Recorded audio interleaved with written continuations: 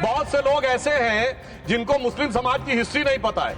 मैं बताना चाहता हूं, भारत से जब न्यूमेरिक सिस्टम सबसे पहले गया तो अल जहार थे सबसे पहले, जिन्होंने जाके 1793 में जो सूर्य सिद्धांत था उसका अरबी में ट्रांसलेशन हुआ सिंध हिंद।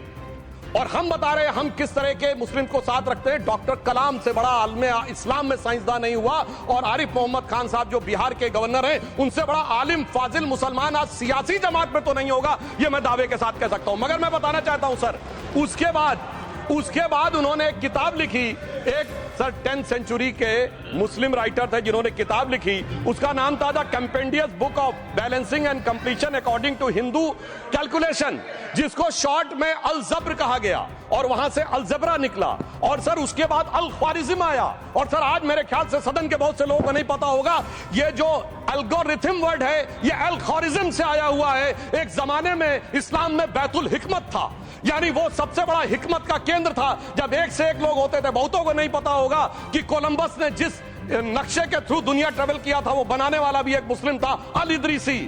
सर एक सैयद इब्राहिम रसखान हुए हैं, बहुत बड़े कृष्ण भक्त के कवि, सर जिन्होंने क्या लिखा, उन्होंने कहा मेरा अगला जन्म हो तो भी मैं कृष्ण भक्ति बनना चाहूंगा, मनुष्य बनूं तो ग्वाल बाले के रूप में और पशु बनूं तो गाय के रूप में।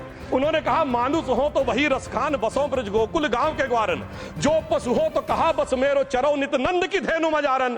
सर उन्होंने कहा गायों के बीच में नंद बाबा की गायों में जन्म लेना चाहूंगा। मगर सर आज एक ऐसे नेता आए हैं इस देश में जिनको गायों से बदबू आने लगी है, तो उनके लिए मुझे मेरे मन में भाव आता है सर कि श्री रामचंद्र कह गए सिया से, ऐसा कलयुग आएगा गोपालक श्री यदुवर कुल में एक ऐसा नेता आएगा जिसे बकरे कटने में खुशबू मिलेगी, गौ माता में बदबू पाएगा। रामचंद्र कह गए सिया से कैसा कलयुग आएगा।